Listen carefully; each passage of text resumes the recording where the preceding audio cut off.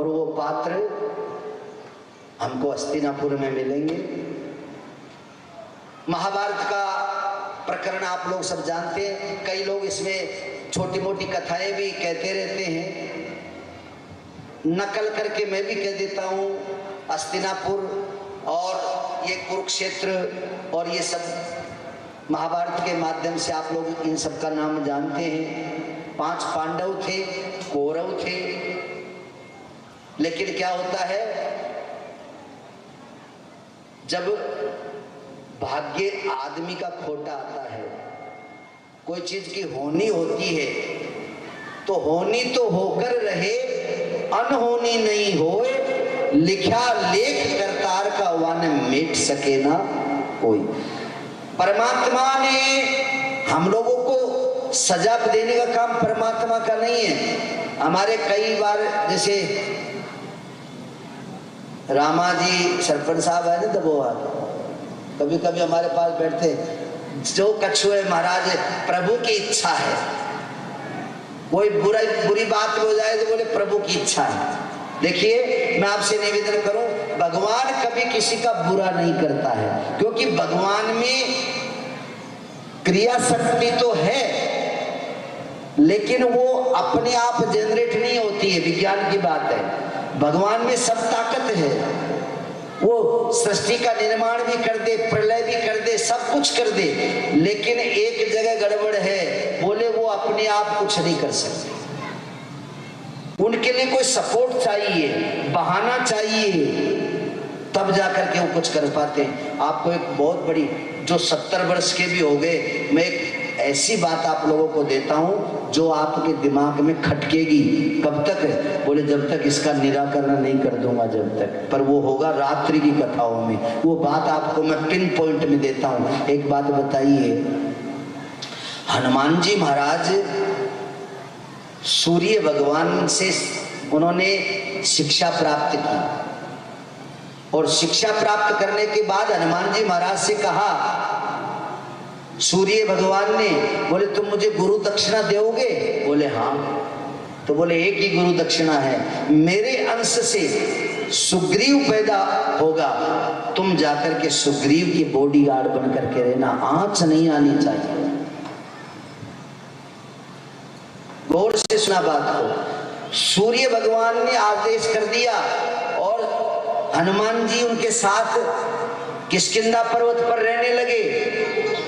दोनों गुरु चेला के प्रॉमिस था कि सुग्रीव के आंच नहीं आनी चाहिए, और हनुमान जी के रहते हुए वर्षों तक पिटते रहे। कौन?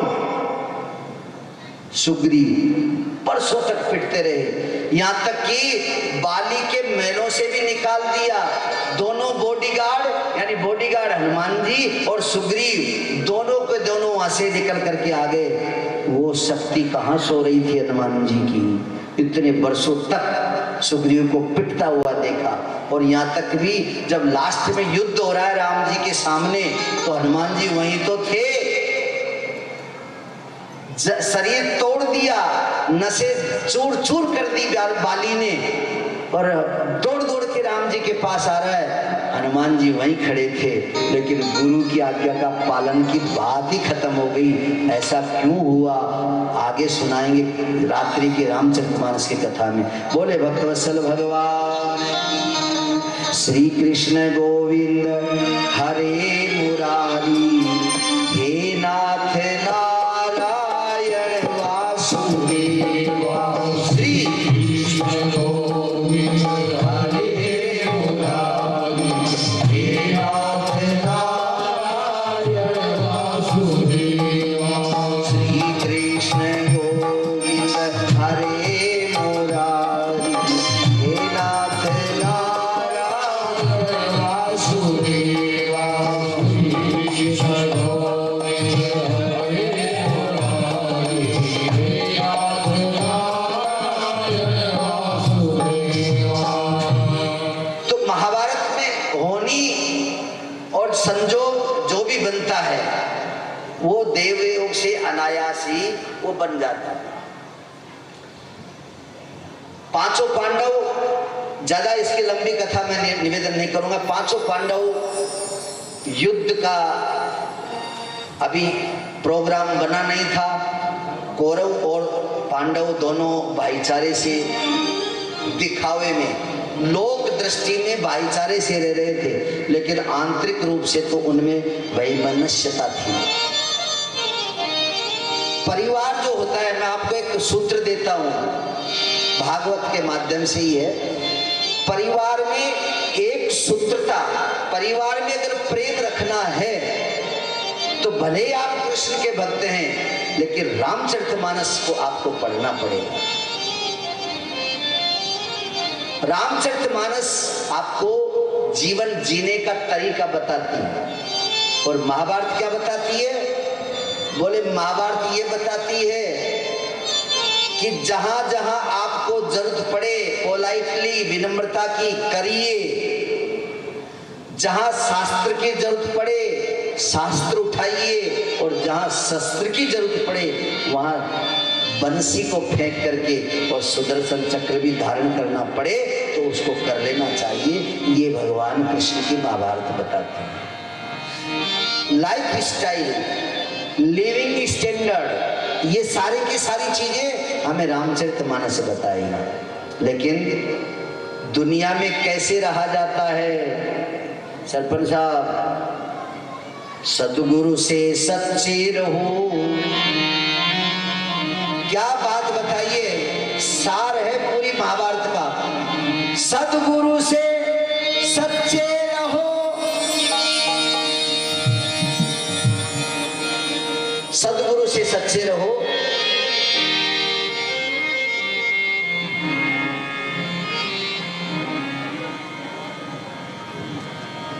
लेकिन दुनिया में कैसे जीना पड़ेगा?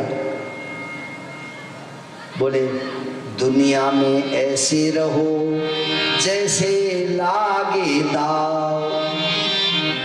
ये महाभारत कहती है, जहां जैसा तुम्हारा दाव काम करे वैसा तुम दुनिया के साथ में, क्योंकि ये दुनिया अजब अनोखी, ये दुनिया बड़ी विचित्र है।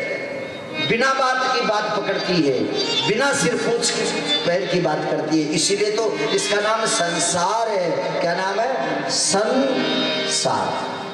जहाँ सन्नाटा ही सार है, जहाँ सात्विकता और सद्गुणता इसमें विद्यमान नहीं रह पाती है। तो ऐसे जो युगल अर्थात दोनों के दोनों महाभारत के पात्र हमारे कौन? व्यास, पांडव और कौरव, दोनों बड़े प्रेम से रह रहे हैं। माता बहनों, तो सार की बात यह है कि तुम्हें जीवन में अगर घर में शांति का वातावरण करना है तो एक काम जीवन में जरूर करें, तुलसी की पूजा जरूर करें। आप घर में तुलसी लगावे, बंगला चाहे 2 करोड़ का बनाओ, कोई ना नहीं है, लेकिन तुलसी जरूर आप लोग उसकी पूजा जरूर करें। आज भी तुलसी माता में इतने बड़े प्रभाव की बात है। तुम्हारे बच्चे के अगर नजर लग जाए, दुनिया के जितने झाड़ फूंक वाले फेल हो जावे, चिंता मत करना, एक तुलसी की लकड़ी उसके गले में बांध देना।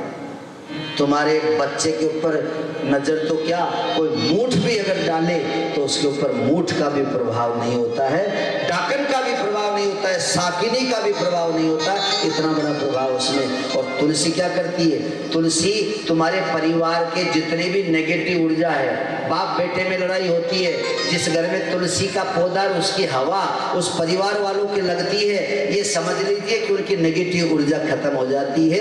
ऐसा हमारी तुलसी महारानी का। तो बोले महाभारत में ये पारिवारिक विवाद क्यों बढ़ते गए? क्यों बढ़ते गए पारिवारिक विवाद? कुछ तो वहां वास्तु व्यवस्थाएं भी गड़बड़ थी, और वास्तु व्यवस्थाओं के गड़बड़ होने के नाते वहां के जितने भी आवासीय व्यवस्था के मामले थे वो सारे के सारे मामले विलोम में ही जाते थे। आप देखिए इस प्रकार से वहां एक बार क्या हुआ, तो उन्होंने विचार किया,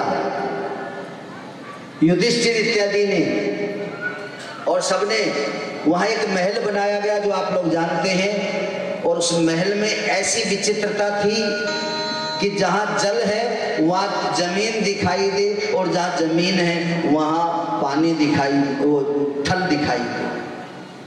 विलोम, जल की जगह थल और थल की जगह जल दिखाई देता। निमंत्रण दिया किसको? अपने सौतेले भाइयों को, दुर्योधन को, और वो दुर्योधन भी वो महल देखने के लिए आया। द्रौपदी ऊपर बैठी हुई थी अपनी सखियों के साथ, और इतने में दुर्योधन आता है, लेकिन वो भूल भुलैया में पड़ गया। जहां जमीन था वहां पानी जैसा दिखाई दे रहा है। दुर्योधन ने अपने कपड़े ऊपर कर लिए कि भीग नहीं जावे, लेकिन वहां तो जमीन थी। थोड़ी हंसी आई द्रौपदी को, उसने मुंह बंद कर लिया। फिर आगे उसको जमीन जैसा जो दिखाई दे रहा था, उस जमीन जैसी व्यवस्था पे पहुंचा। उसने सोचा जमीन आ गई, कपड़े छोड़ दिए उसने, और वो भागा भागा जो छोड़ा, तत्काल वो पानी में उतर गया। पूरे कपड़े गीले हो गए। जैसे तैसे उससे निकल करके, और जहां दरवाजा दिखाई दे रहा था, दौड़ करके उसने सोचा ये मेरे कपड़े गीले हो गए, मैं वस्त्र बदल लेता हूँ, इधर कमरा है इसमें चलूं। वो दरवाजा दिखाई दे रहा था, वो दरवाजे की तरफ दौड़ा, लेकिन वो दिखाई दरवाजे जैसा दे रहा था, लेकिन वो तो दीवार थी, जाकर के टक्कर खा गया। अब ये 3 घटनाएं हुई, और इन तीनों घटना के होते ही द्रौपदी की हंसी नहीं रुकी, और वो बोल उठी और हंस गई। अब क्या बोली ये तो आप लोगों को पता, क्योंकि आप लोग वहां मौजूद थे, मैं तो था नहीं कि वो क्या बोली होगी, लेकिन उसने जो बोला वो दुर्योधन को खटक गया। अंधस्त्वम, अरे बोले मैंने सुना है अंधों की औलाद, अंधों की संतान अंधे ही होते हैं। एक बोली मिली, उस बोली के प्रभाव से कितना बड़ा अनर्थ हो गया, महाभारत हो गया। इसलिए माता बहनों से निवेदन है कि कभी भी परिवार में कोई विवाद हो तो तुम बोलो तो सोच समझ के बोलना। ऐसा नहीं हो कि तुम्हारी बोली के ऊपर गोलियां चल जावे। बोले भक्तवत्सल भगवान की। बोली का बहुत बड़ा महत्व है।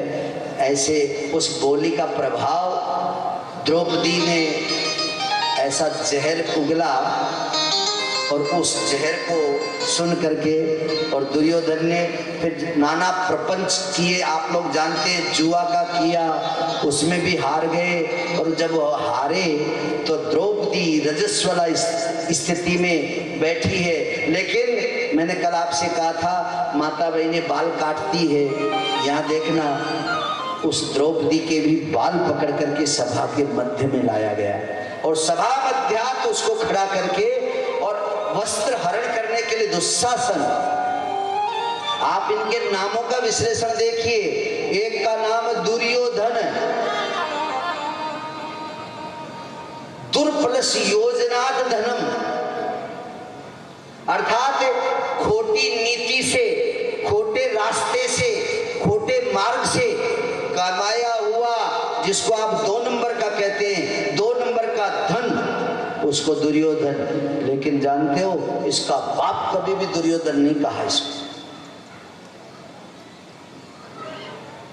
धृतराष्ट्र ने तो इसको सुयोधन ही कहा। बोले भक्तवत्सल भगवान की।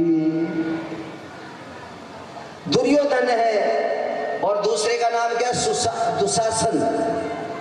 तो आप लोग जानते हैं एक शब्द आता है सुशासन, तो ये सुशासन तो है नहीं, इसकी मेंटेलिटी नहीं है कि मैं अच्छा काम करूं, इसलिए इसका नाम हुआ दुशासन। खोटा हार गए द्रौपदी को। जो ही द्रौपदी को हारे हैं, चीर हरण की स्थितियां हो गई। और आप सब जानते हैं कि जब चीर हरण हो रहा है तो उस समय अपनी लाज बचाने के लिए जब तक ताकत थी द्रौपदी के हाथों में, उसने साड़ी को पकड़ के रखा।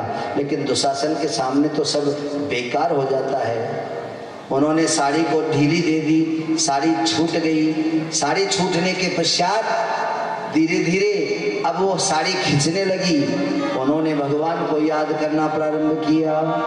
लेकिन जानते हो कैसे याद किया? श्री कृष्ण एक नाम, गोपायण 5, वासुदेवा 6। भगवान कंफ्यूज हो गए, बोले ये बुला तो रही है लेकिन अब मैं किस प्रकार से जाऊं। इन्होंने तो 6 नाम ले लिए, अब एक नाम पे प्रकट होकर के चले जाऊंगा तो 5 जगह से इसकी श्रद्धा टूट जाएगी। हमारे कई पंच जानते हैं, यहाँ बड़े बूढ़े बैठे हैं, आप लोग जानते हैं कि कभी कभी कोई विवाद रहता है, एक आदमी के बुलाने से अगर 10 आदमी टूटते हैं तो वो पंच लोग निर्णय करते हैं मत बुलाओ उसको, मत बुलाओ, वो 10 तो आएंगे, एक नहीं आएगा तो 10 तो आएंगे। यही बात यहाँ है। उन्होंने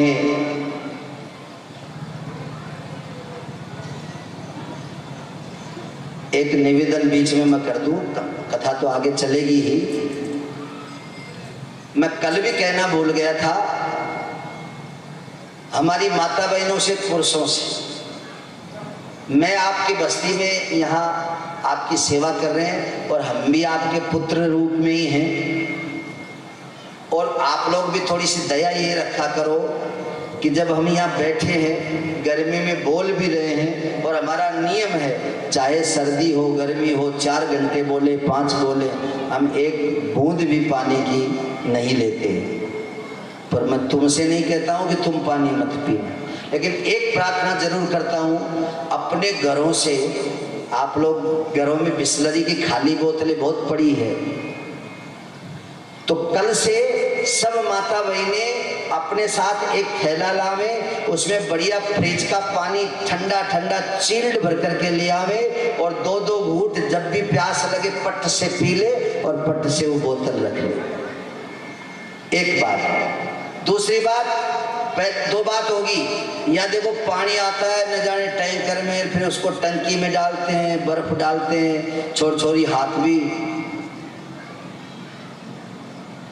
कोई टांग ही दे दे उसमें, क्या भरोसा। पंचों का काम है, या तो कौन रुपवाली रख रहा है पानी। तो तुम लोग इतना बढ़िया व्रत कर रही हो, उपवास कर रही हो, इतना अच्छा काम कर रही हो, लेकिन ये पानी तुम पियोगी तो जैसा पिए पानी वैसी बोले बानी। तो तुम्हारे इस अनुष्ठान में घर का शुद्ध जल, अपना लाया हुआ जल आप यहाँ बड़े प्रेम से पियो। ये बच्चे लोग पेंट वाले पानी ला के पिलाते हैं, बात तो अच्छी नहीं है, लेकिन समझदारी के लिए कह देता हूँ, ये जब मोटरसाइकिल पे चलते हैं, वहां जा रहे हो भिंड और इनको रास्ते में ये हो जावे तो हाथ धोने के लिए इनको टेंशन नहीं है, ये करके, और इनके परमात्मा को भी पता नहीं है कि मैंने हाथ धोए कि नहीं धोए। वही तुम्हारे लिए जींस पैंट वाले बच्चे ला करके पानी पिला रहे हैं। अभी विचार कर लो कितनी शुद्धि आप लोगों के अंदर है। इसलिए मेरी प्रार्थना है, कल से अपनी अपनी बोतल साथ में लाएंगे। अब मेरी बात कितनी महिलाएं स्वीकार करती है, हाथ खड़ा करके दिखाओ। जिनके बोतल नहीं है नाम लिखा जाना, हम समिति से कहेंगे बोतल का दान कर देना। कल से सब लाएगी। और ये पापा लोग एक एक बोतल इनके भी जनेऊ के लटका देना, ऐसे तो मानेंगे नहीं, जबरदस्ती बांध देना। बोले कहाँ जा रहे, बोले कथा में, बोले शुद्ध पानी पीना, बोले भक्तवत्सल भगवान की। तो कल से आप लोग अपना पानी साथ में लावे। और कई माता बहनें भागवत भगवान की जैसे हम तपस्या कर रहे हैं, व्यासपीठ से उतरने के बाद जल ग्रहण करना, तो आप भी कथा पूरी हो जाए उसके बाद जल ग्रहण करना। लेकिन लक्ष्मियों बीमार मत हो जाना, नहीं तो ये तुम्हारे पति देव आकर के हमारे माथे आ जाएंगे, महाराज तुमने कौन सी शिक्षा दे दी, हमारी जनी मानस बीमार हो गई। पियो, खूब पियो पानी, कोई टेंशन नहीं, लेकिन बगल में रखो। एक चीज और प्रार्थना, एक माता जी की सूचना आई मेरे पास में, महाराज एक बच्चा आके बोला, महाराज गुरुजी, हाँ बेटा, मेरी मम्मी की चप्पल 550 की थी, अब पहन के आई, कल ही वो खो गई। हाँ, मैंने कहा ये बीमारी का इलाज भी बाबा जी के पास है। कल से तुम्हारी किसी की चप्पल नहीं खोएगी, मेरी गारंटी ये है। एक थैली में तो लाना तुम बोतल, एक थैली खाली लाना अंटी में मार के, और या दरवाजे पे आके अपनी चप्पल को उठाना, थैली में फिट करना और उस थैली को हाथ में लेके आ जाना। कोई टोकेगा नहीं तुमको। क्यों? क्योंकि वो हरी थैली में चप्पल रहेगी, देखने वाले सोचेंगे केड़ा लाई होगी अब भगवान के चढ़ाने, और पट से बैठ जाए। उस थैली को अपनी बगल में रख करके बैठ जाना।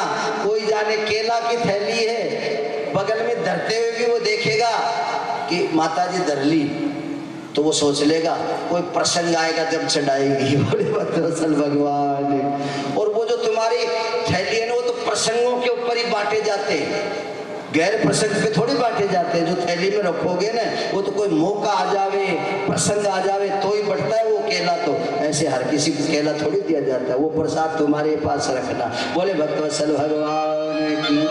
तो एक भी माता बहन की मुझे और कोई दुख नहीं है। तुम्हारे बोले सोने की नथ घूम जावे, कान का घूम जावे, माला टूट के गिर जाए, नो टेंशन, क्योंकि वो सोनी वापस पट से बना देगा।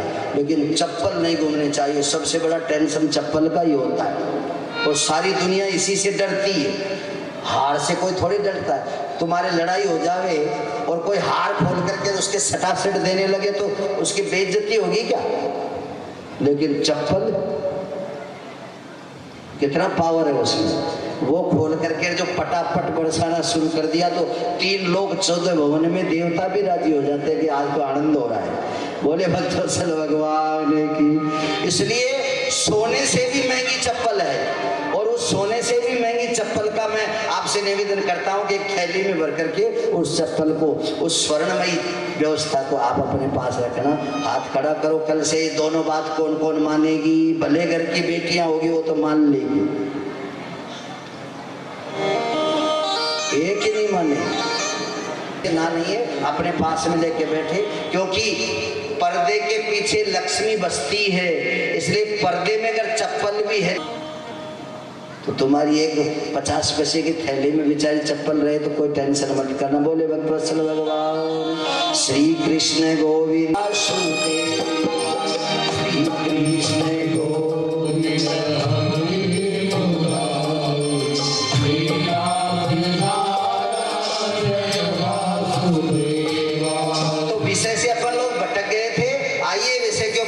श्री कृष्ण गोविंद हरे मुरारी, ये 6-7 नाम लिए। भगवान ने कहा बोले मैं एक नाम से चला जाऊंगा, 5 नाम से इसकी श्रद्धा खत्म हो जाएगी, इसलिए मुझे श्रद्धा बरकरार बना करके रखनी है, श्रद्धा टूटनी नहीं चाहिए। और उन्होंने ऊपर आसमान में आकाश लोक से ही धीरे धीरे सारी का रूप कलेवर बढ़ाना प्रारंभ कर दिया। अब तो क्या हो रहा है? सारी बिच नारी है के नारी बिच सारी है, और सारी ही की नारी है के नारी ही की सारी है। और बड़े भाव के साथ दोनों हाथ उठा के कह रही है, एक लाइन अपन सुनते हुए चले। खेचे खेचे रे तू शासन मेरो चीर, अरज सुन बनवारी। खेचे खेचे रे तू शासन मेरो चीर, अरज सुन गिरधारी। आंखों से आंसू बह रहे हैं, लाज लुटे, अपना अस्तित्व खत्म हो, उस समय सब दिखाई दे, अपने पुरखा बैठे हो और उनके सामने लाज लुटे, उससे बड़ी दुर्दशा संसार में नहीं है। भीष्म बैठे हैं, धृतराष्ट्र बैठे हैं, सब बैठे हैं, कर्ण बैठे हैं, सारा समाज बैठा हुआ है मेरे भाइयों। लेकिन स्त्रियों में नालायकी भी होती है। इसने जब साड़ियां खींची जा रही थी, सबके सामने जाकर के गिड़गिड़ा रही थी, मेरी लाज बचाओ। ये भागवत में नहीं है, मृत्युंजय नाम का एक ग्रंथ है जो दक्षिणी भारत के एक महान लेखक ने लिखा है। आप लोग किसी लाइब्रेरी में से निकाल के पढ़ना। उसने उसमें स्पष्ट किया है, रामधारी सिंह दिनकर ने स्पष्ट किया है, बोले सबके पास गई लेकिन कर्ण के पास नहीं, अकड़ में रही ये नालायक। कर्ण के पास नहीं गई, उससे जाकर के एक बार भी ये कह देती। कर्ण बिल्कुल तैयारी में खड़ा था कि एक बार द्रौपदी मेरे को कह दे, अरे नहीं कहे तो एक बार मेरी तरफ झांक ही ले, दुखी दृष्टि से मेरे कुल की बहू है, ऐसा भी नहीं करे तो अपना एक साड़ी का टुकड़ा ही मेरी तरफ फेंक दे, मैं तत्काल इसकी सुरक्षा कर सकता हूं। लेकिन पूर्व के विरोध के कारण इज्जत लुटना इसने स्वीकार कर लिया, लेकिन कर्ण के सामने इसने जाकर के और विनय नहीं किया। यहां सकारात्मक बात भी है, संसारी औरतों के लिए तो ये सूचना है कि कभी कोई आपके परिवार में ऐसी बात हो जाए तो गांठ बांध के मत रहना, तुम पराई पिता की पुत्री या बहू बनकर के, लक्ष्मी बनकर के आई हो, अरे गांठ बांधे तो आपस में भाई भाई मानते रहेंगे, तुम तो अपने बाप का नाम रोशन करो कि बंधी हुई गांठ भी हो तो दोनों भाइयों की गांठ आप स्त्रियां उनको समझा करके गांठ खुलवा दे। ये सुपुत्री अच्छे माँ बाप की संतानों का है। ये थोड़ी है कि बाप भाई तुम्हारे पति ने गांठ बांध ली उसके तुम्हारे देवर से या जेठ से तो तुम भी उस जलती हुई में घी डालो, ऐसा मत करना कभी भी, क्योंकि परिवार है वो ब्लड रिलेशन है, वो खून का रिश्ता है। तुम्हारा और उनका खून का रिश्ता नहीं है, तुम्हारा धर्म का, अग्नि का, 7 फेरों का, मांगले सिंदूर का ये रिश्ता है।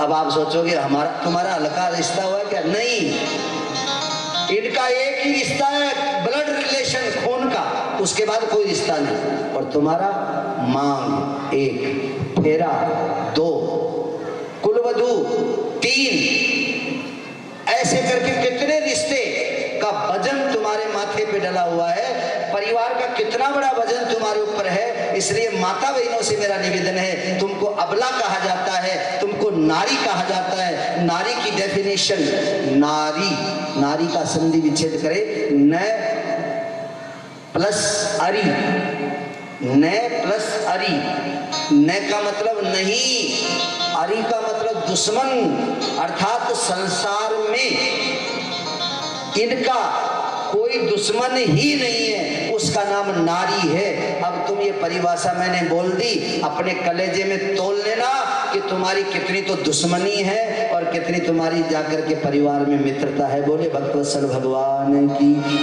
तो तुम नारी हो, अगर तुम्हारी कोई दुश्मनी है तो नारी शब्द तुम अपने आप के लिए मत बोलना। ऐसे हमारी द्रौपदी माता नहीं गई कर्ण के पास। कर्ण जीवन में कभी दुखी नहीं हुआ जितना आज दुखी है। आंखों से आंसू बहने लगे, नेत्रों से आंसू जा रहे हैं। द्रौपदी भी निष्ठुर होकर के उनकी तरफ नहीं देख रही है, दोनों हाथ ऊपर उठा करके।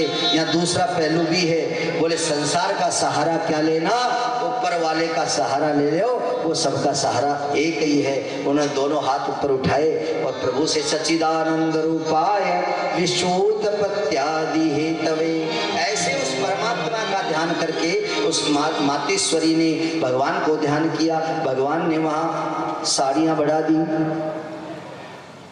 अब साड़ियां बढ़ा दी तो देखो माई भाइयों में क्या क्या विशेषताएं होती है। मैं अवगुण कहूंगा तो कई बुरा मान जाएगी, इसलिए अवगुण तो मैं नहीं कहूंगा, मैं ये कहूंगा तुम में क्या क्या विशेषताएं होती है।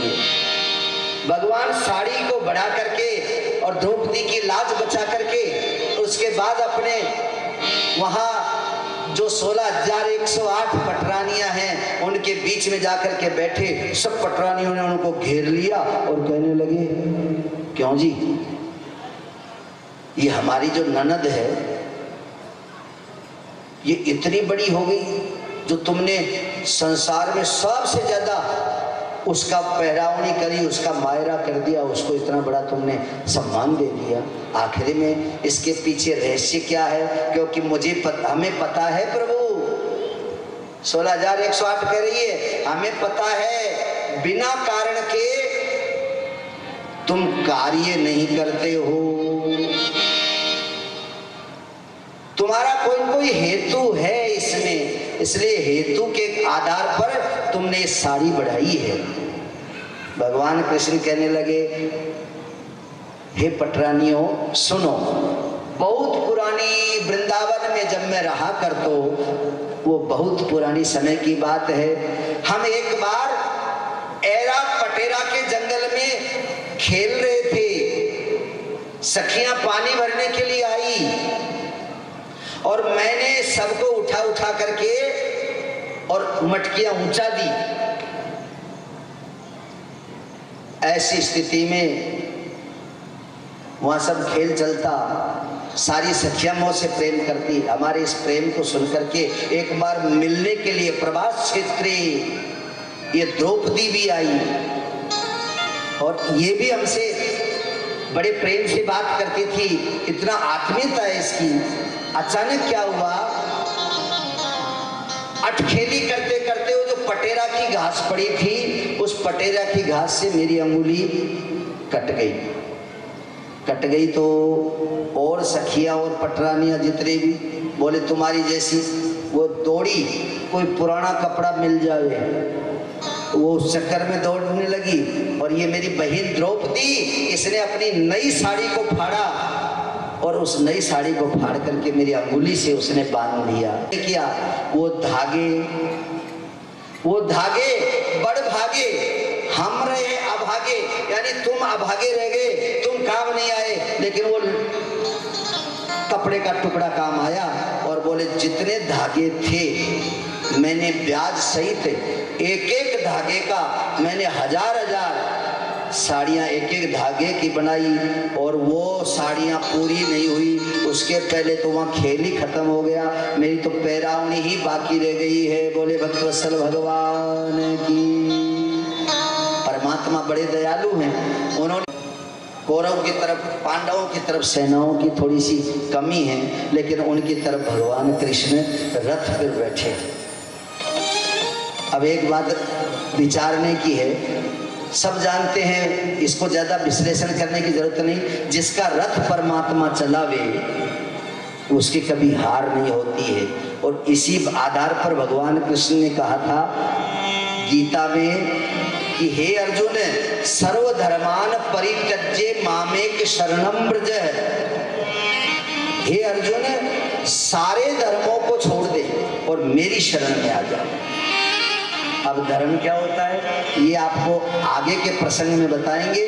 धर्म भी अलग अलग है, आपके सांसारिक धर्म अलग है, आध्यात्मिक धर्म अलग है, आपके जीने का धर्म अलग है, आपके सोने का धर्म अलग है, लेकिन धर्म शब्द ये अलग नहीं है। धर्म का जो परिणाम है, धर्म की जो प्रक्रिया है वो भिन्न हो सकती है, लेकिन धर्म भिन्न नहीं है। धर्म की परिभाषा पुराने हमारे बुजुर्ग लोग कहते हैं धार्यति इति धर्म है, जो धारण कर लिया जाता है वो धर्म है। अब जो धारण कर ले वही धर्म माना जाता है। तो ऐसे में हमारे अनेक धर्म के, अनेक व्यवस्थाओं के सृष्टि में लोग विराजमान रहते हैं, सबका परमात्मा कल्याण करते हैं। ऐसी स्थिति में वहाँ जिसका रथ परमात्मा चला रहा है, अर्थात धर्म जिसके ऊपर छत्र छाया करके बैठा है, उसकी हार, उसकी पराजय कभी नहीं हो सकती है। और आप देखो, मुझे तो कभी कभी भगवान की इस झांकी के ऊपर मुझे कोई झांकी अच्छी नहीं लगती। ये जो रथ चलाते हैं वो झांकी अच्छी लगती है कृष्णावतार में, और रामावतार में ये तो अपने अपने मन की बात है। मुझे वो झांकी अच्छी लगती है जब जटायु को भगवान गोदी में लेकर के अपने आंसू से उसको धो रहे हैं, अपनी जटाओं से जटायु की धूल साफ कर रहे हैं। कितनी करुणा है। ऐसी करुणामयी स्थिति को कोई मन में याद करे तो अपने आप हृदय भी भर जाता है कि हे प्रभु, आप इतने दयालु भी हैं क्या? कठोर हैं तो आप पत्थर से भी कठोर हैं, और दयालु हैं तो आप इतने दयालु हैं कि सगे पिता की मौत पर आप खड़े भी नहीं रह सके, लेकिन जिसने मुख जबानी आपका नाम लेके मर गए, ऐसे जटायु को आपने जंगल में अपना बाप मान करके और उसकी सारी क्रिया कर दी, और जो असली बाप था उसकी अंतिम सांस पे भी आप लोग वहां खड़े नहीं थे। ये है भगवान की दयालुता, यह है भगवान की कृपालुता। तो मुझे वो रथ की झांकी बड़ी याद आती है। एक बात बताओ, रथ चलाने वाले का स्थान नीचे रहता है और जो रथ में बैठा रहता है उसका स्थान कहाँ होता है? ऊपर होता है। अर्जुन, अब कुछ बातें शास्त्र में कहने से समझ में नहीं आती है, कुछ प्रैक्टिकल अनुभव करो। तो अर्जुन जब बैठता है तो वो ऊपर के सिंहासन पे बैठेगा तो दोनों पैर कहाँ लटकाएगा? जिधर भगवान कृष्ण रथ चला रहे हैं, भगवान की पीठ के पीछे दोनों पैर लटकाए।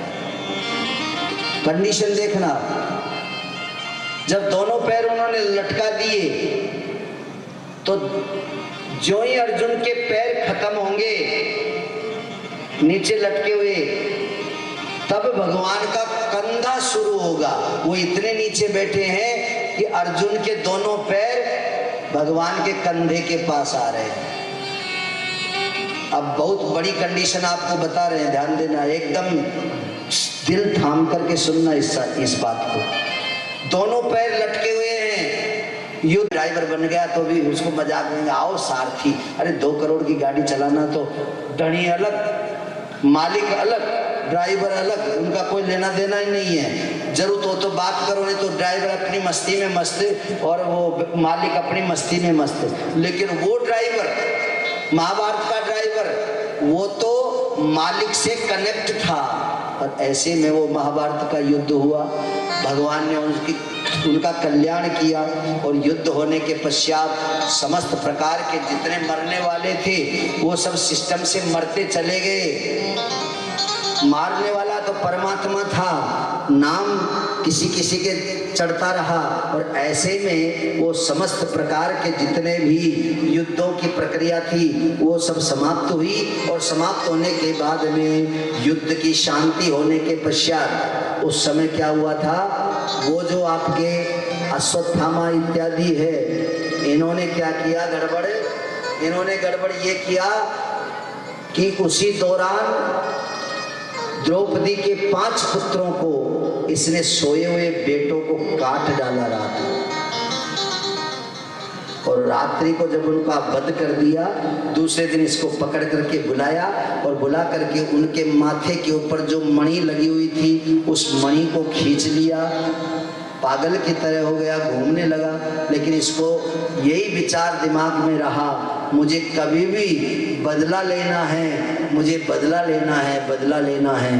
बदला उस समय तो नहीं ले सका, लेकिन 5 पांडव और इन सबके जाने के पश्चात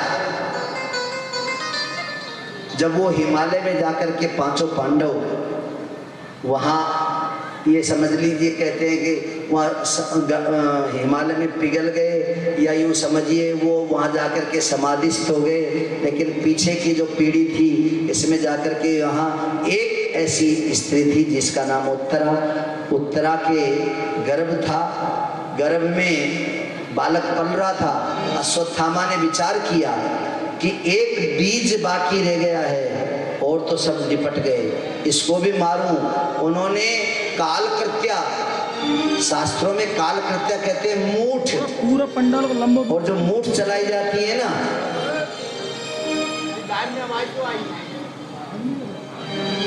मूठ जो चलाई जाती है, ध्यान देना, जिनको सीखना है सीख लो, क्या करो उसमें बाबा लोग बता देंगे तुमको, जिनको नहीं सीखना मत सीखना। मूठ कैसे चलाई जाती है, एक नींबू, 7 आलपिन और थोड़ी सिंदूर, 7 उड़द, 7 काली मिर्च और थोड़ा दही, पापड़, ये एक प्लेट में ले लो। शमशान में रात को 12 बजे जाओ और 12 बजे जाकर के वहां शमशान के कोयले को इकट्ठा करो इकट्ठा करने के बाद उसमें आहुति डालो एक मंत्र की। अब यहाँ मामला गड़बड़ है, क्योंकि जिसने मेरे को बताया ये सारी चीजें बता दी। मैंने उनसे बहुत पूछा मंत्र तो बता दो, उन्होंने कहा मंत्र याद नहीं। तो कोई एक मंत्र है, कहीं से मिल जावे वो मंत्र, तो मैंने आपको विधि तो बता दी है, लेकिन मंत्र मेरे पास नहीं है। ये मंत्र कहीं और जगह मिले तो ढूंढ लेना। वो मंत्र से जाकर के वहां हवन किया जाता है, जाप किया जाता है, और फिर रोग के जो खराब चौगड़े हैं उस चौगड़े में उसको प्राहिणोत का मतलब छोड़ दिया जाता है। और जब वो छूट जाती है तो जिसके ऊपर तुमने छोड़ा है उसको जाकर के मार डालती है।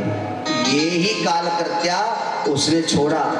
और जब छोड़ा तो इस समय क्या हो रहा था, भगवान कृष्ण सबको राज तिलक दे करके और सबको यथावत छोड़ करके जब जा रहे थे, रथ में बैठने को तैयार थे, तो अचानक अरे भैया अचानक उसके सामने उत्तरा दोनों हाथ उठा करके रोते रोते उनके सामने आ गई। त्राहि मां यदुनाथ मे शमं कुरु। हे यदुनाथ त्राहि मां मेरा कल्याण करिए। बोले तुमको क्या तकलीफ है? बोले महाराज मेरे उदर में, मेरे कोख में इस पांडव वंश का बीज है, और ये बीज न जाने कौन नष्ट करना चाहता है। मेरे गर्भ में आग लगी हुई है, मेरी छाती में जलन हो रही है, मुझे चक्कर आ रहे हैं, और मुझे ऐसा लग रहा है कि ये मेरा गर्भ गिर जाएगा। इसलिए त्राहि माम, आप प्रभु मेरी रक्षा करिए। भगवत कृपा से उन्होंने तत्काल एक क्षण की भी देरी नहीं की। नाना रे भांति ए जी नचायो भक्तों ने मोहे, नाना रे भांति नचायो भक्तों ने मोहे, नाना रे भांति भक्तों ने मोहे, नाना रे भांति। भक्तों ने मुझे न जाने कैसे कैसे भक्त मुझे परेशान करते न चाहते हैं। द्रौपदी बिचारी बोले आए गिरधारी। प्रभु द्रौपदी ने पुकारा, पुकारते ही भगवान चले आए और आकर के उनकी साड़ी बढ़ाई। करी टेर, आवाज टेर का मतलब बुलाना। करी टेर नहीं करी देर मैंने, अरे तुरंत ही चीर बढ़ायो बढ़ायो, नाना रे भांति नचायो भक्तों ने मोहे, नाना रे भांति नचायो भक्तों ने मोहे, नाना रे भांति। परमात्मा ने कहा, मुझे परमात्मा कह रहे मेरे को भक्त लोग याद करते हैं, मैं तत्काल चला जाते। गज ने पुकार्यो तब गरुड़ विसार दियो, ग्राहक को संगार्यो सुनी प्रेम की पुकार।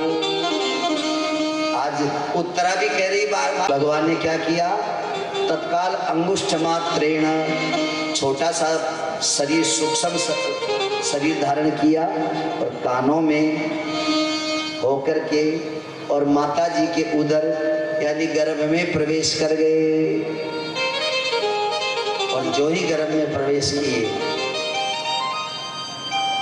वहां क्या देख, काल करते था टोटका, वो टोटका गर्भ के अंदर घुसने की कोशिश कर रहा है। भगवान भी कम नहीं है। उन्होंने कहा बेटा अब हम आ गए हैं यहाँ, अब तुम्हारा कोई काम नहीं, तुम अंदर नहीं आ सकते। और सरपंच साहब अंदर घुस करके भगवान ने रक्षा किससे की? उनके हाथ में कौन सा हथियार था? हाँ, यही गड़बड़ी है। उन्होंने अंगुली हिला दी, बोले सुदर्शन चक्र से। अरे मेरे बाप, उस गर्भ में आग तो पहले ही लगी हुई है, और सुदर्शन चक्र लेकर के और अंदर पहुंच जाते परमात्मा, तो ये एडिशनल ऐड हो जाती है आग। सुदर्शन चक्र में अग्नि है, सुदर्शन चक्र लेके नहीं गए, अब सुधार ले आज से। अंदर जब भगवान पहुंचे तो उन्होंने गदा हाथ में ली, और गदा हाथ में लेकर के उस गदा से ही उस पूरे गर्भ की सुरक्षा की। बोले भक्तवत्सल भगवान की। देखिए, अभी जो हमारे सुखदेव जी है ना, थोड़ी देर पहले मैंने कहा था ना कि अभी वो बढ़िया ढंग से परमात्मा की कृपा से गदा से उसकी सुरक्षा की, और उसके बाद परमात्मा बाहर आ गए। वो काल कर्त्या जो टोटका था वापस अश्वत्थामा के पास चला गया, और वो पागल जैसा हो गया। इसके बाद धीरे धीरे समय हुआ, एक बालक का उत्तरा के गर्भ से जन्म हुआ, और जो ही बालक का जन्म हुआ उस समय हमारे युधिष्ठिर इत्यादि वहां विराजमान थे। ध्यान देना, पुरुषों को मैं निवेदन करता हूँ, बालक संस्कारी कैसे बनना चाहिए, ये जातक का अलंकार और जातक जो स्वरूप है हमारे शास्त्रों में उल्लेख है कि जब बालक का जन्म हो, आजकल तो हॉस्पिटल में होता है इसलिए वो सिस्टम ही नहीं है। पुराने समय में घरों में जो प्रसव होता था, तो प्रसव होने के पहले गांव घर के मुखिया लोग उस घर के दरवाजे में, साहिबान में, इसमें बैठ जाते थे सब इकट्ठे होकर। उधर दाई माइयां प्रसव का कार्य करती रहती। जब प्रसव हो जाता तो सबसे पहले सूचना दादाजी को दी जाती थी, और पुरानी परंपरा है, दादाजी को जब पता चले कि मेरे पोता हुआ है, तो जो कपड़े पहने हुए हैं उसी कपड़ों के ऊपर से पानी डालें, अर्थात वस्त्र नहीं उतारे, तत्काल उसी समय स्नान करना चाहिए।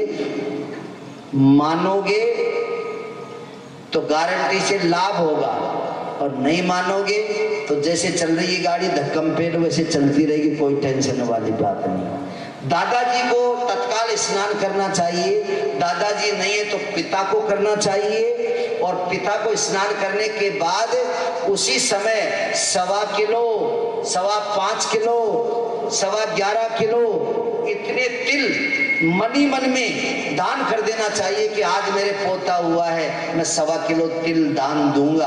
और ये दोनों काम कर दोगे ना, तो तुम्हारा जो होने वाला बालक है वो कृष्ण और बलराम की ताकत से कम नहीं होगा। लेकिन अपन फॉलो तो करें, वो सिस्टम पे चले तो सही, लेकिन वो सिस्टम अपन लोग नहीं करते। उसी समय ज्योतिषी को भी बुला करके रखना चाहिए।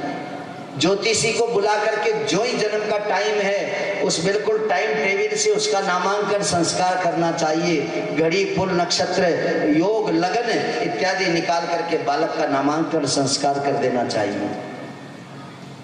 ज्योतिष भी बड़ा प्रकार गहरा विषय है, इसमें कई प्रकार के चलते हैं। नवमांस निकाला जाता है, किसी की नौकरी लगेगी कि नहीं लगेगी, कब लगेगी, कौन सी दिशा में लगेगी, लगभग कितने दिनों बाद लगेगी, ये अगर विश्लेषण कराना है तो किसी भी ज्योतिषी से जाकर के मिल लेना और उसको कह देना, बोले नवमांस निकाल करके और सुदर्शन चक्र बनाओ। सुदर्शन चक्र वो ज्योतिषी बनाना जानता होगा तो वो बिल्कुल डेट और तारीख लिख के दे देगा कि तुम्हारे बेटे की नौकरी इस तारीख को इस दिन लगेगी, अगर सुदर्शन चक्र बनाना आता है तो। ऐसे ही जन्म पत्री जब कुंडली बनाई जाती है तो ध्यान, मैं एक आपको बता दूं, सीधा सिस्टम है।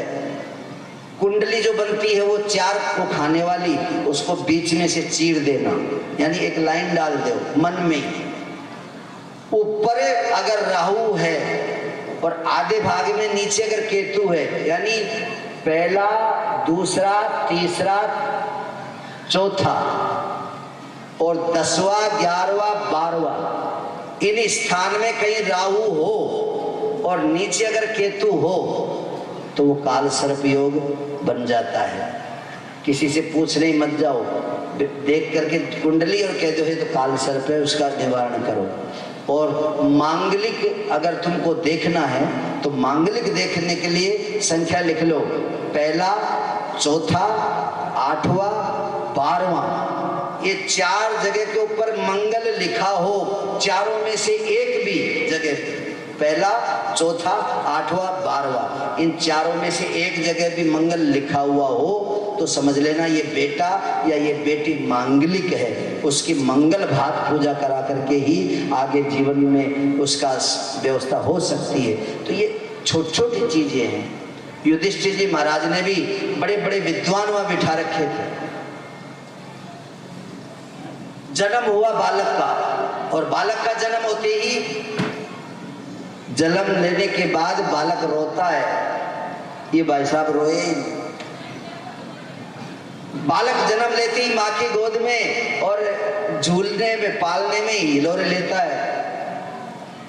इसने सारे सिस्टम ही खत्म कर दिए लगभग। ये तो खड़े होकर के, और जो बाहर साइबान में आदमी बैठे थे उनके पास जाकर के उनके मुखार बिंद को देखने लगा।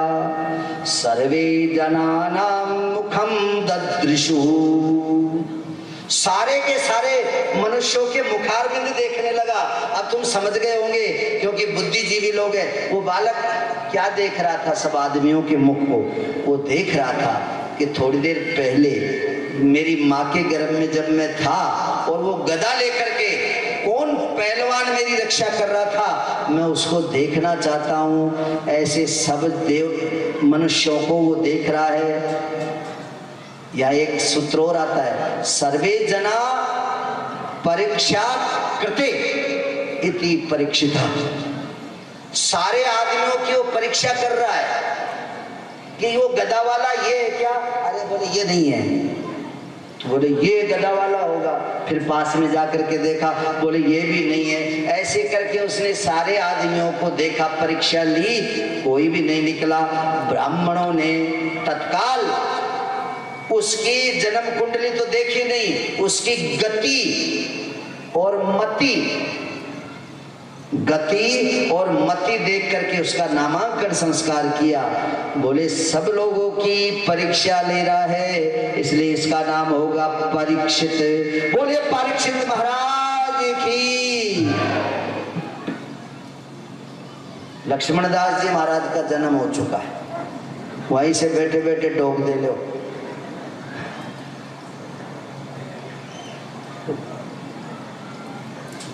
देवता है हमारे परीक्षित जी।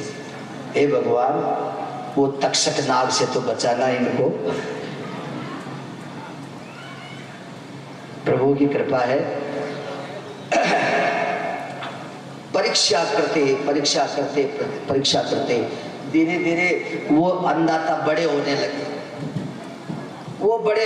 धीरे धीरे वही घर के लाड प्यार सब आनंद मंगल होने लगा। हमारे 5 पांडवों ने सोचा, बोले अब बेटा आ गया है, ये बड़ा हो जाएगा, इसके बाद ये राज संभाल लेगा। क्या करना चाहिए? बोले पावर ऑफ एटॉर्नी। वकील लोग हैं ना बैठे रहे कथा में सुन। उन्होंने क्या किया? गांव के बड़े बड़े ब्राह्मणों को बुलाया, जो राज पुरोहित थे, पुरोहित आचार्य थे, ऐसे ब्राह्मणों को बुलाया और बुला करके, ध्यान देना माता बहनों, तुम किसी घर की बहू कब होती हो? दहेज लाती है तब? नहीं। मांग में सिंदूर भर दे हो? नहीं। गले में मंगलसूत्र पहले हो? नहीं। ये तीनों ही चीज कैंसिल है, एक काम नहीं हो। तो बोले कौन सा? बोले तुम्हारे पिता के द्वारा तुम्हारा हाथ पकड़ करके पति के हाथ में दिया जाता है, उसको कहते पाणी ग्रहण।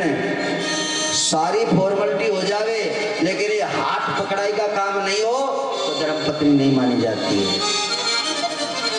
ऐसे ही हमारे परीक्षित जी महाराज, इनको बचपन में 5 वर्ष के बालक को ब्राह्मणों को बुलाया और ब्राह्मणों को बुला करके और उन ब्राह्मणों की मीटिंग करवाई और कहा, हे ब्राह्मणों, बाले पाणी, उस बालक का हाथ पानी, पानी कहते हाथ को, पानी हाथ पकड़ करके और ब्राह्मणों के हाथ में पकड़ा दिया। बोले, प्रभु आप जगत गुरु हैं, संसार की रक्षा करते हैं, वेद तुम्हारे वशीभूत हैं, आप कृपा करके इस बालक की रक्षा करना और जब ये बड़ा हो जावे तो ये राज, ये गद्दी, ये सब इसको दे देना, ऐसा कह करके। और वो पांचों पांडव हिमालय में चले गए भक्ति करने के लिए। इधर बालक बड़ा होने लगा, लेकिन जाते जाते युधिष्ठिर जी ने क्या किया? युधिष्ठिर जी ने अपने महल में एक बक्सा, पेटी, बॉक्स, तुम जो भी भाषा समझो समझ लेना, 4-5 जो मुझे आती है कोशिश करके बोल देता हूँ, अटैची, ऐसा उन्होंने रखा और उसको रख करके ताला लगाया, ताला लगा करके एक सरकारी लेबल चिपकाया उस पर और उस पर लिखा, बोले इस ताले को कोई भूल से भी खोल देगा तो 1000 गाय के वध का पाप उसे लगेगा।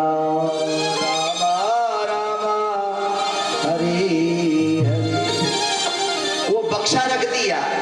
अब ध्यान देना, माता बहने हो चाहे पुरुष हो, तुमको जिस चीज के लिए ना कर देंगे तुम्हारा मन बार बार में उसी पे जाएगा। तुमसे कह दिया जाए, पापा अगर वहां से आए हैं और घर में रख दिया मिठाई का डब्बा फ्रिज के ऊपर और बच्चे मोड़ा मोड़ी से कह दे उसको हाथ मत लगाना, छूना मत उसको, तो घर में भले रसगुल्ला गुलाब जामुन सड़ रहे हों,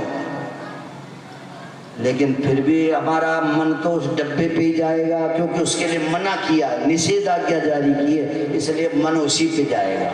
सारा राजमहल भरा पड़ा था, राजा बड़े हुए परीक्षित थे, उन्होंने विचार किया, यार बोले ये हीरे पन्ने जवाहरात सब मेरे अंडर में है, लेकिन ये हमारे दादाजी जो थे, ये दादाजी ने इस बक्से के ताला लगा के ये सरकारी मोहर क्यों लगा रखी है? बड़े बूढ़े जितने भी पुरखा थे वो उनके माथे पे हाथ फेरते और कहते, बेटा लला या में का रखो है या बात को तो छोड़ दे, तू यहाँ से चल जा, या कमरे में आयो मत कर। लेकिन वो तो रात में पड़ा रहे तो भी आधी रात में याद आ जावे उस बक्से में क्या है।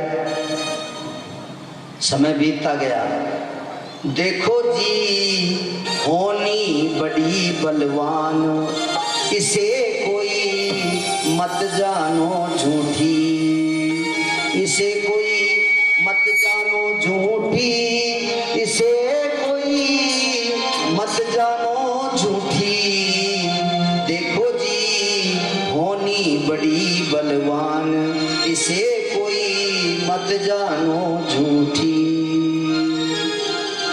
परमात्मा की कृपा,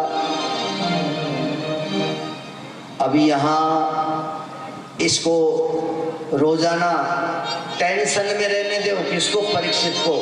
टेंशन किसकी? बोले इस बक्से में क्या है, इस बक्से में क्या है, टेंशन में रहने दो।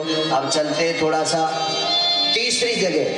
देखो चुनाव होता है ना, तो कभी कभी त्रिकोणीय संघर्ष हो जाता है, तो पार्टी के एक निर्दलीय त्रिकोणीय संघर्ष होता है। हमारे भी यहाँ त्रिकोणीय संघर्ष है। एक जगह सुखदेव जी कथा पढ़ रहे हैं, स्टडी कर रहे हैं, दूसरी जगह कथा लेने वाला पैदा हो गया। अब तीसरी जगह अपन जो चलेंगे ना, वो कथा क्यों सुनेगा, ये कथा सुनने का कारण पैदा करेगा, ये तीसरी कथा। अब तीसरी कथा में देखिए डिफरेंट अलग अलग कथा सुनेंगे तो समीकरण आगे जाकर के बनता है। बोले भक्तवत्सल भगवान की। ब्रह्मा जी महाराज से जब सृष्टि की रचना की, उस सृष्टि की रचना में करते करते करते एक जगह कलयुग का नाम भी आता है। ये कलयुग भी पैदा हुआ, ये युग है। और ये युग, इस युग ने कहा, बोले अब मुझे त्रेता द्वापर खत्म होने वाला है और मैं अब जाऊंगा। ये धरती के ऊपर आया, इसने उस समय मांग लिया कि मुझे भी रहने के लिए कुछ जगह दो। तो एक दिन परीक्षित जी से ही इसने जगह मांग ली, बोले मुझे जगह दो तुम्हारे राज्य में। पहले तो मना कर दिए, फिर कहा जहाँ जुआ होती है, जुआ सट्टा चोरी होती है वहाँ रहो, सोने में रहो, और जाकर के, और जहाँ अन्याय और झूठे पंच हैं वहाँ जाकर के, ऐसे कलयुग की कई जगह उसको बता दिया। ये पॉइंट खत्म, अब आ जाइए वापस। धीरे धीरे साम्राज्य बढ़ा रहा है, कभी गायों के लात मारता है कलयुग, कभी पड़े पड़े बैलों को लात मारता है, दुष्टता करता है, पाप ही पाप इसके मन में भरा हुआ है। ऐसी हालत में जब तक परीक्षित जी की बुद्धि शुद्ध थी, ये कलयुग का विरोध करते रहे, लेकिन होनी होकर के रहती है। एक दिन ये महल में बैठे थे, इनका मूड खराब हुआ और इन्होंने जाकर के वो जो महलों में रखा था बक्सा, उस बक्से का नौकरों से कहा, बोले तोड़ दे उसका ताला। ताला तोड़ा, और ताला तोड़ा तो उसमें चमचमाता हुआ हीरे पन्ने जवाहरात जड़ा हुआ एक सुंदर मुकुट मिला। उस मुकुट को देख करके और परीक्षित कहने लगे, मेरे पुरखा भी कितने पागल थे, हैं? इतना बढ़िया मुकुट, और इस पेटी में बंद करके सरकारी मोहर और लगा रखी ताकि कोई खोल नहीं सके। अरे हम इसको धारण करेंगे, वो मूर्खों का जमाना गया, अब मैं इसको धारण करूंगा। वो मैं आ गई, उनमें अभिमान आ गया, और अभिमान बस उन्होंने उस मुकुट को धारण किया। और धारण करते ही कलयुग को कह ही रखा था कि तू सोने में रहना, वो पट से आकर के सोने में बैठ गया। अब कई बुद्धिजीवी लोग कहते हैं महाराज सभी सोना में कलयुग है क्या? ऐसे तो भगवान के मुकुट भी कई जगह सोने के, नहीं, सब सोने में नहीं। अन्याय से कमाए हुए, पापाचार से कमाया हुआ, दुष्टता से कमाया हुआ जो सोना है, उसमें कलयुग का निवास रहता है। और जो खरे पसीने का है, दिन रात पसीना बहा करके सोना पैदा किया जाता है, उसमें तो सतयुग भगवान विष्णु का ही निवास है। बोले भक्तवत्सल भगवान की। अब तुम्हारे गड़बड़ और होनी चाहिए मन में, नहीं होती है तो मैं पैदा कर देता हूँ। Create the problem and solve him. पहले समस्या पैदा करो, फिर उसको हल करो। तो समस्या ये हुई है, समस्या ये हुई है बंधुओं कि यार इतने बड़े धर्मराज युधिष्ठिर के राज्य में ये पाप का सोना कैसे आ गया? क्यों सरपंच साहब, आएगी ना बात सामने? जब ये कथा चल रही तो ये भी विचार आएगा कि यार ये इतना गड़बड़ है तो ये पाप का सोना धर्मात्मा के यहाँ कैसे आ गया? अब उसकी कथा सुनने के लिए अपने को फिर वापस पीछे चलना पड़ेगा, इस एक बिंदु को शुद्ध करने के लिए। जरासंध की जब लड़ाई हुई ना भगवान से, तो जरासंध को उन्होंने पटक करके जो मारा, चीर के फेंक दिया।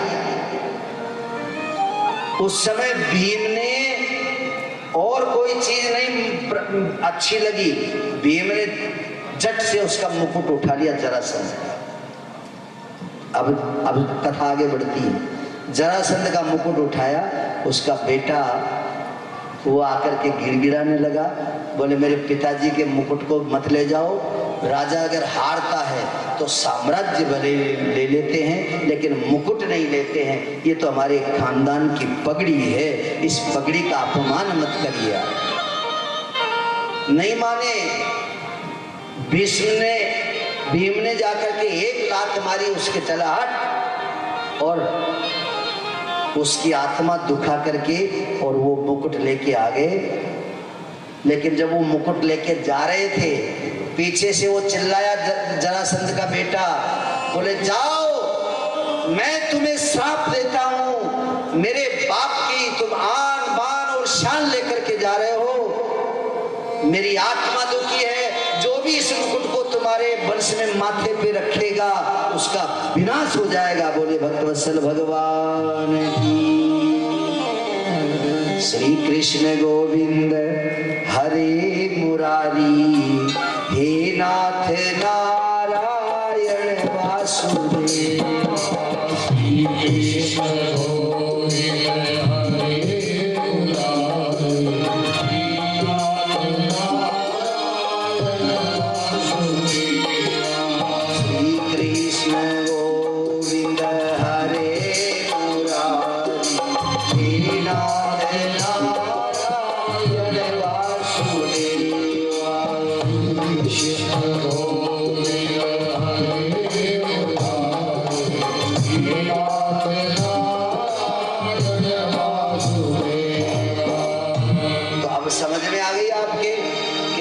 कथा चल रही है।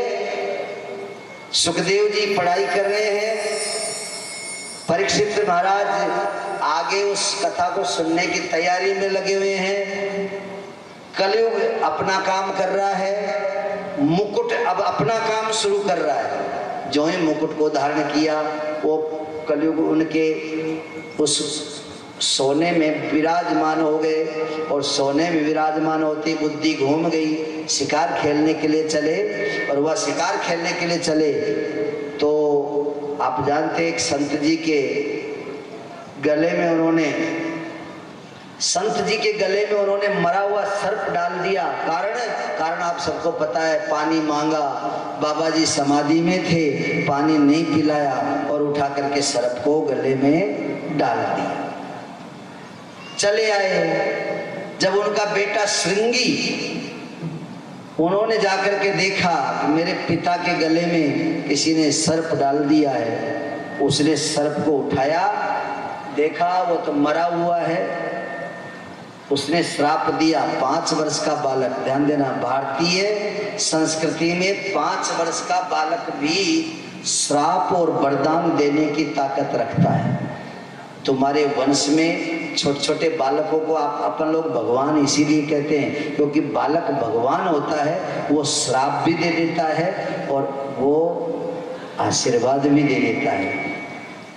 पुराने समय में, पुराने टाइम पे बड़े बूढ़े कोई मंगल काम करने के लिए जाते तो बिल्कुल छोटे बच्चों से पूछते, बेटा मैं जा रहा हूँ, अपना ये काम होगा कि नहीं होगा?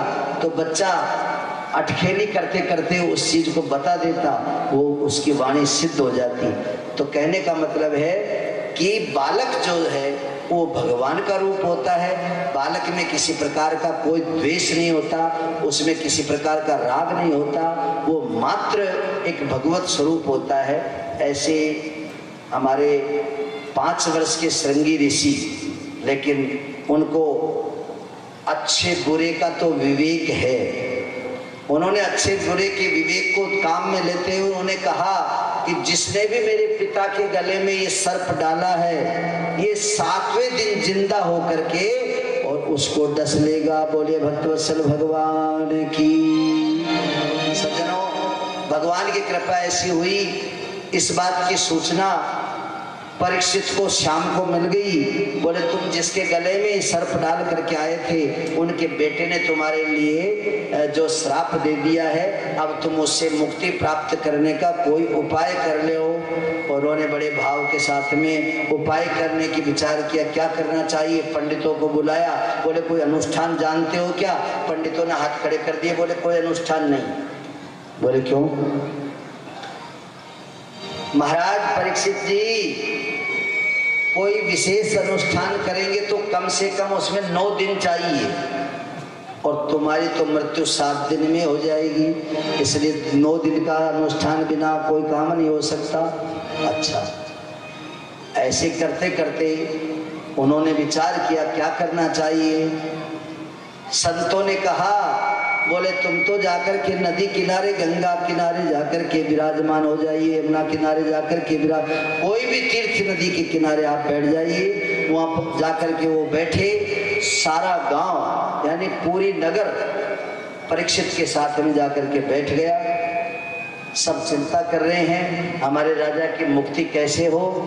अब ये बर्तन, ये पात्र, ये लोटा, ये कटोरी तैयार है इसके लिए, भागवत रसपान प्राप्त करने के लिए। अब इसको बैठा रहने दो, थोड़ा वेट करने दो, इतना जल्दी कथा थोड़ी सुनाएंगे उसको। अब अपन चलते हैं सीधे वापस कहाँ, व्यास जी महाराज की कुटिया में, जहाँ सुखदेव जी महाराज बड़े प्रेम से भागवत कथा पढ़ रहे हैं। आज उन्होंने बड़े प्रेम से कथा को पढ़ लिया, पूर्ण निवृत्त हो गए। शिक्षा दीक्षा से निवृत्त होने के बाद उन्होंने कहा, पिता ने पूछा, बोले बेटा तुमने जो भागवत पढ़िया, बोले हे पिताश्री स्वांत सुखाय, मैं मेरे सुख के लिए मैंने कथा पढ़ी है, मैंने किसी को सुनाने के लिए नहीं पढ़ी है। बोले बेटा संसार का कल्याण करो सुना करके।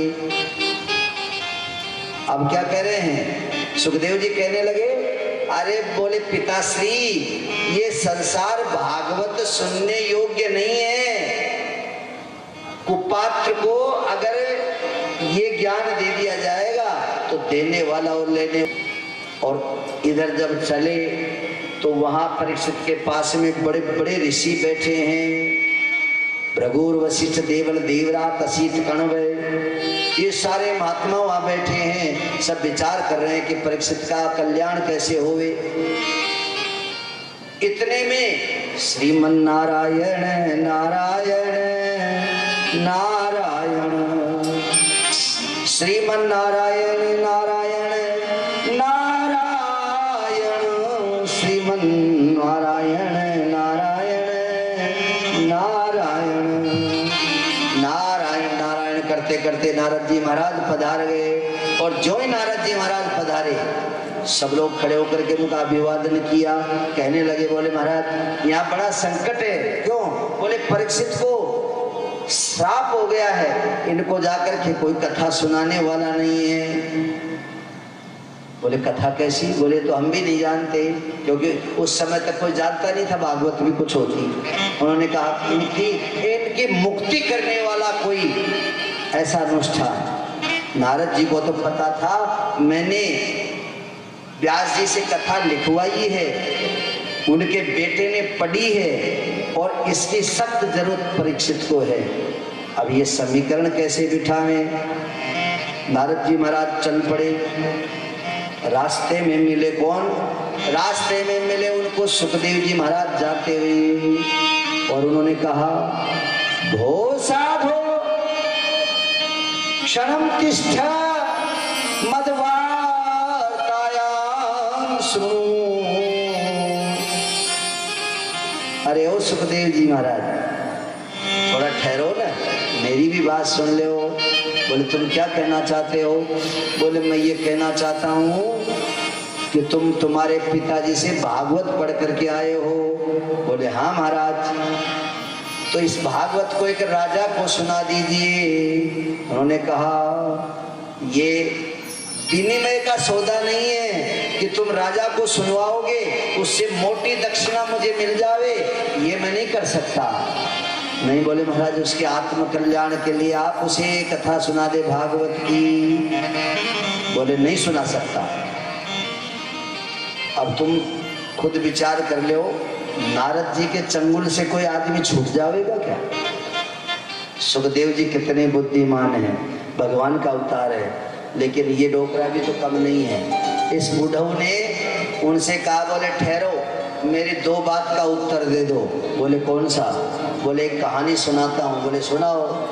वो कहने लगे, बोले एक अंधा आ रहा है, अंधा, उसके हाथ में लकड़ी नहीं है, और जिधर रास्ते पे चल रहा है 10-20 कदम बाद में एक कुआं है, कुआं ही बोलते, पानी निकाल बोलते, एक कुआं है, उस कुएं के दीवार नहीं है, वो अंधा बिना लकड़ी के आ रहा है। कौन कह रहे? नारद जी कह रहे सुखदेव जी से। अब बोले सुखदेव जी तुम बहुत बड़े ज्ञानी हो, ये बताओ, वो अंधा बिना लकड़ी के चलते चलते, और जो राहगीर उसको देख रहा है, उस राहगीर को क्या करना चाहिए? उन्होंने, सुखदेव जी ने झट से कह दिया, बोले दौड़ के उस अंधे को पकड़ लेना चाहिए। नारद जी ने पूछा क्यों?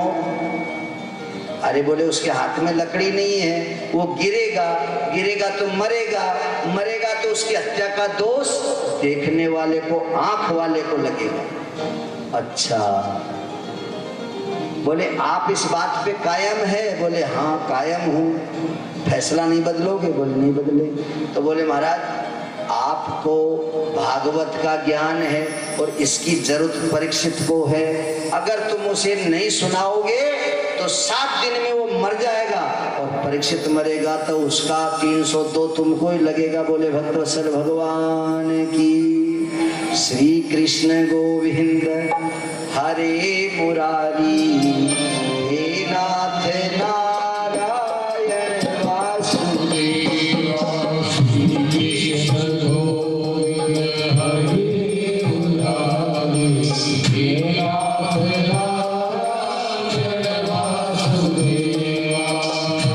उन्होंने कहा ठीक है चलता हूं। आगे आगे नारद जी, पीछे पीछे सुखदेव जी। मैं सभी पुरखाओं से, बुद्धिजीवियों से निवेदन करता हूं, कथावाचक का कहीं सम्मान नहीं हुआ। जो भी VVIP इंटरनेशनल से भी कोई ऊपर ऐसा कोई वक्ता है तो वो हनुमान जी और सुखदेव जी महाराज, और इन दोनों की दुर्दशा हुई।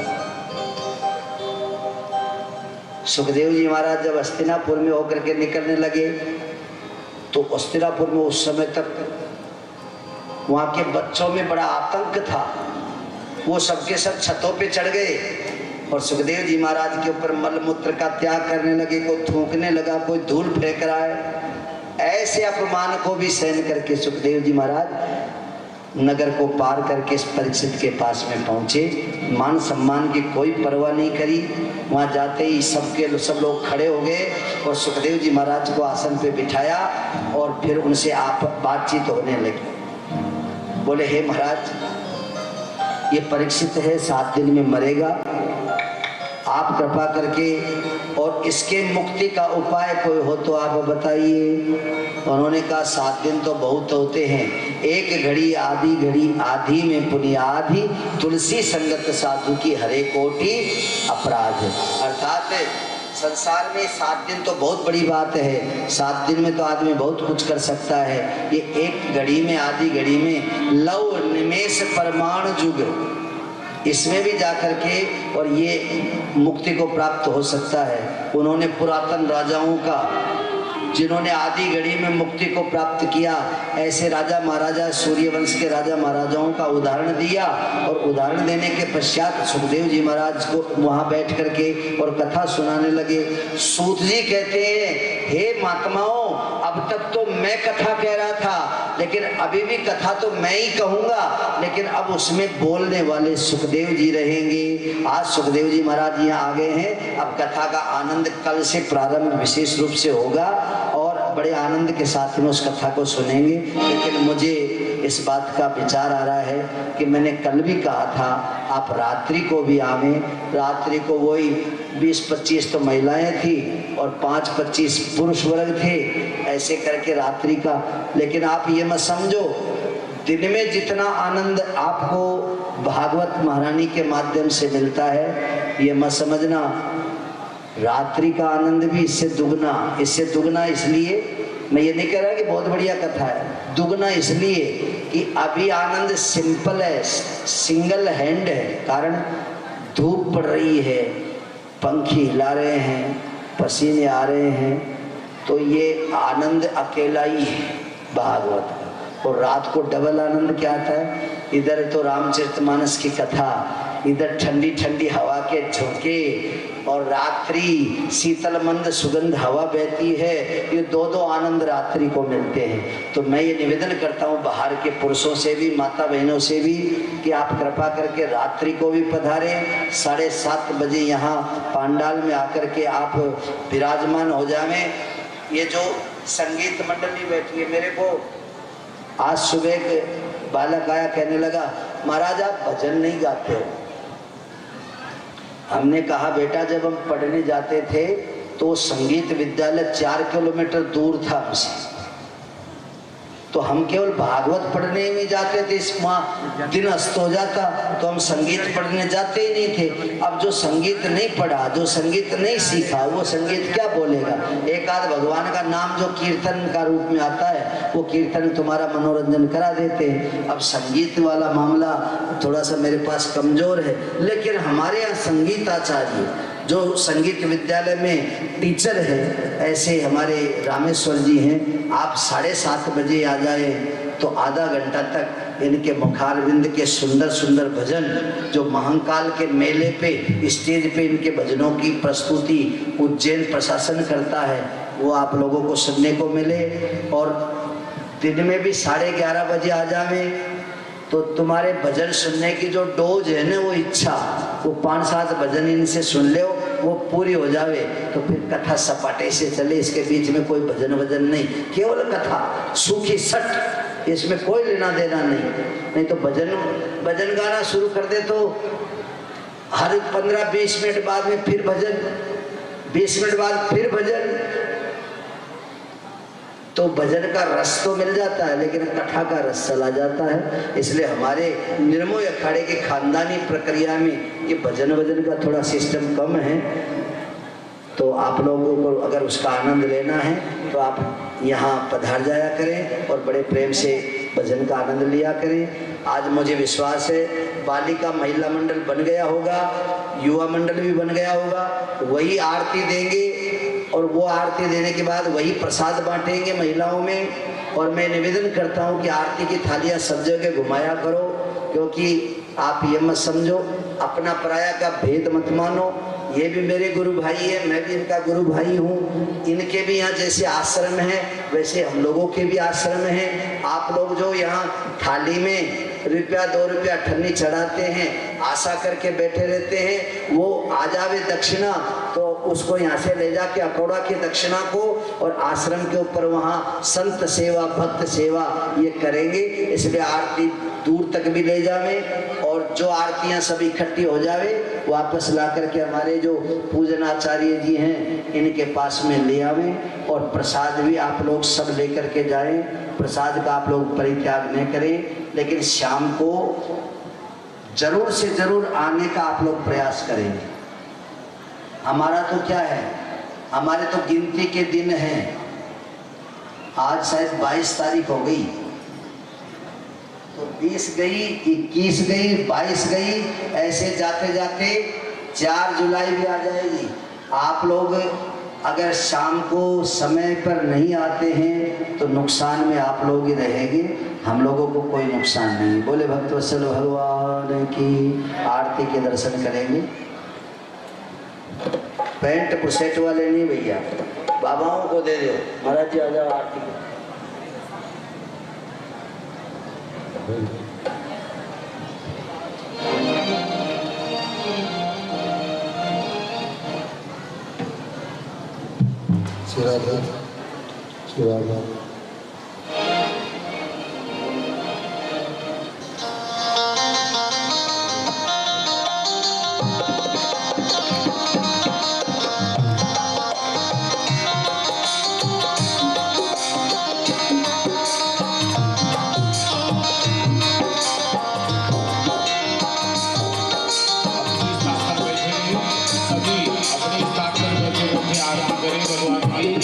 अपनी जगह ही बैठे रहे, खड़ा नहीं होना है। आरती भी बैठ जाएगी वापस अपने स्थान पर बैठ जाइए। सभी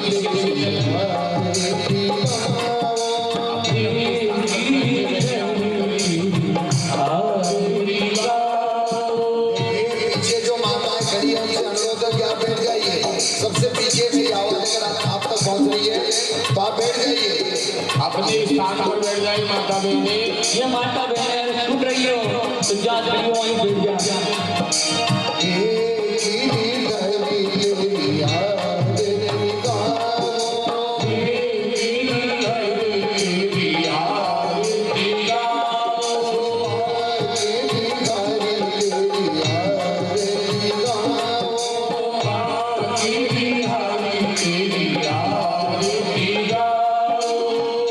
आ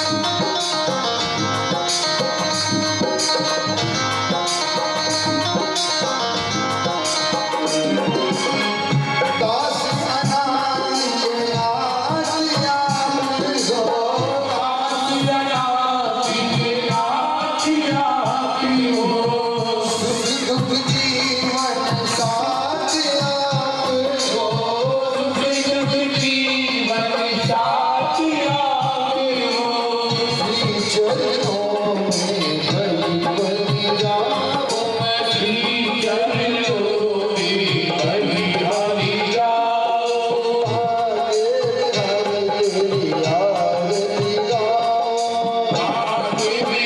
तेरी आरती गाओ, देवी आरती गाओ तेरी आरती गाओ, देवी आरती गाओ आई गाओ आपको मनाओ, आरती गाओ जय राम को बनाओ आरती गाओ आपको रिझाओ, आरती गाओ जय राम को रिझाओ देवी गाड़ी तेरी आरती गाओ, देवी आरती गाओ देवी गाड़ी तेरी आरती गाओ, देवी आरती गाओ देवी गाड़ी तेरी आरती गाओ, देवी आरती गाओ आरती गाओ तेरी आरती गाओ आरती गाओ,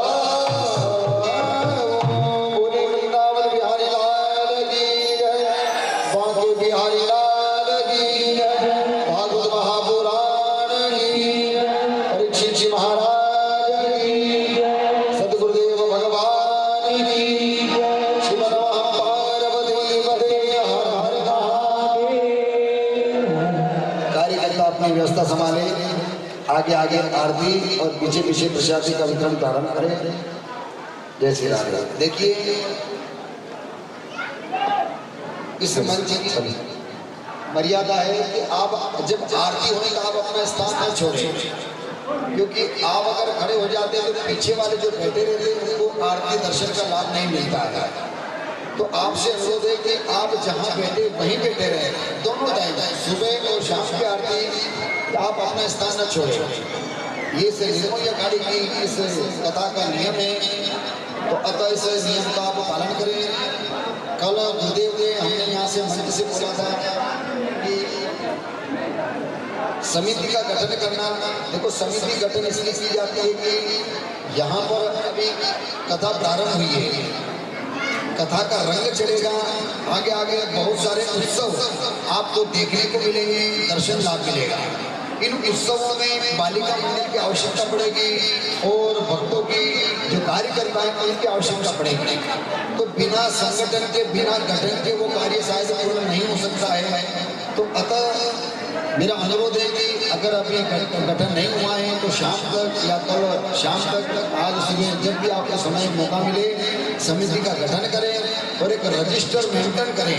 उस रजिस्टर में नाम लिख करके इस मंच पर पहुंचाए ताकि उनके नामों की घोषणा हम माइक के माध्यम से कर सकें। भले गरीब बेटी अथवा वो भक्त हैं जिनका नाम हम यहाँ से पुकार सके।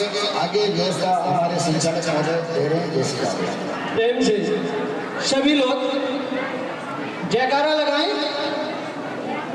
सर्वप्रथम हमारे सदगुरुदेव महाराज जो व्यास पीठ पर विराजमान हैं, सभी लोग मिलकर के जयकारा लगाएं। श्री राधे राधे राधा की। देखिए आनंद नहीं आ रहा है। कल महाराज जी ने आदेश